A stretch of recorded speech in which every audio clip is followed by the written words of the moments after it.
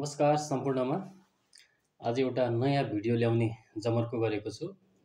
तपाईँहरूको यो जिज्ञासालाई अलिकति शान्त गरौँ भनेर एउटा सानो भिडियो ल्याएर फेरि बनाउने जमर्को गरेको छु। यसमा यो सोलर वाटर हिटर सम्बन्धी अलिकति फेरि जानकारी थपौँ भनेर। सोलर वाटर हिटर भनेको के हो भने यो तपाईँको सौर्य ऊर्जा जुन सोलरको जुन घाम हुन्छ त्यो घामले नै चल्ने एक प्रकारको त्यो तपाईँको सोलर हो। यसले चाहिँ तपाईँको चिसो पानीलाई चाहिँ घामको किरणले चाहिँ ऊर्जा उत्पादन गरेर त्यसले पानीलाई तातो गराउँछ। र यसको फाइदा भनेको के हो भने तपाईँलाई एक त बिजुलीको बचत हुन्छ। अर्को सुरक्षाको दृष्टिकोणले हेर्ने हो भने यो सबैभन्दा राम्रो विकल्प हो। यो कुनै पनि तपाईँको चाहिँ यति सुरक्षित विकल्प चाहिँ अरू कुनै छँदै छैन।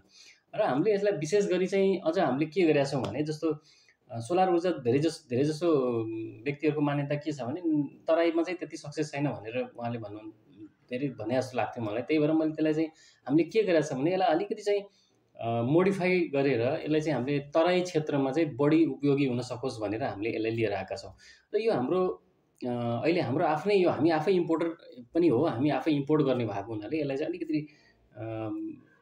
चेन्जिङ गरेर हामीले त्यसलाई चाहिँ लिएर आएका छौँ। अलिकति तराई क्षेत्रमा बढी राम्रोसँग चल्न सकोस् भनेर एउटा लिएर आएका छौँ। यो कर्णाली गोल्ड भनेर हामीले चाहिँ सोलर वाटर हिटर लिएर आएका छौँ। यो तपाईँको हामीसँग 20 ट्युब 24 ट्युब 30 ट्युबसम्म उपलब्ध छ। र यो हामी आफै इम्पोर्टर भएको हुनाले हामीसँग सस्तो पनि उपलब्ध हुने कुरा त रह्यो नै। र यो तपाईँलाई एकदमै उपयोगी हुन सक्ने भएको हुनाले मैले यो भिडियो बनाएको। तराई क्षेत्रमा के छ भने फेरि यो हाइब्रिड सिस्टम छ। जस्तो तपाईँको यो घाम कहिलेकाहीँ तराई क्षेत्रमा केही दिनसम्म घाम नलाग्ने अवस्था हुनसक्छ। त्यसको लागि के छ भने यसमा वैकल्पिक के छ भने यसमा तपाईँको चाहिँ सोलर इलेक्ट्रिक पनि छ। त्यसमा चाहिँ इलेक्ट्रिक भन्नाले तपाईँले त्यसमा चाहिँ तार जोडेर राख्न सक्नुहुन्छ। जस्तो कुनै अवस्थामा चाहिँ तपाईँको घाम लागेन भने त्यसलाई चाहिँ तपाईँले त्यो उसबाट चाहिँ तपाईँले चाहिँ इलेक्ट्रिकबाट पनि त्यसलाई चाहिँ स्विच अन गर्नुहोस्, मजाले त्यो इलेक्ट्रिकबाट नै अपरेट हुन्छ। त्यसैले यो धेरै सजिलो पनि भयो तपाईँहरूलाई। त्यसैले मैले तपाईँलाई यो सोलर वाटर हिटर पनि देखाउँछु। र यो जडान गर्न पनि एकदमै सजिलो छ। यो तपाईँ जसले पनि जडान गर्न सक्छ।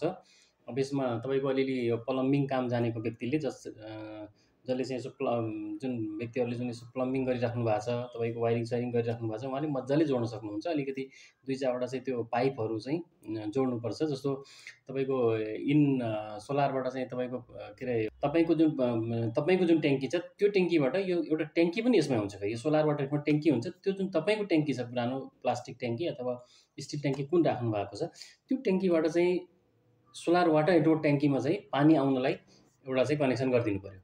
अर्को कनेक्सन भनेको तपाईँको आउटपुट, तपाईँको चाहिँ सोलर वाटर हिटरबाट तपाईँको आउटपुट जस्तो तपाईँको ट्याङ्की हो त्यो धारोहरूमा जाने चाहिँ त्यो पाइप जोडिदिनु पर्यो। यति मात्रै हो, अरू खास केही पनि छैन। इन्स्टलेसनको कुरा धेरै गाह्रो, एकदम धेरै भास्ट छैन, एकदम सजिलो छ। र अर्को कुरा तपाईँको यो ट्याङ्की, हाम्रो ट्याङ्की फेरि स्टिलको छ। फेरि यो स्टिल ट्याङ्की भएको हुनाले प्योर स्टेनलेस स्टिल भएको हुनाले यसमा खिया लाग्ने या त्यस्तो केही समस्या आउँदैन। यसो लिकेज हुने त्यस्तो समस्याहरू आउँदैन। यदि त्यस्तो आयो भने कम्पनीले वारेन्टी पनि दिएको छ, वारेन्टी ग्यारेन्टीहरू पनि दिएको छ होइन। त्यसैले ढुक्क भएर प्रयोग गर्दा हुन्छ। त्यसको लागि चाहिँ अझै पनि म तपाईँलाई जानकारी गराउनु नै छु यो भिडियोमा।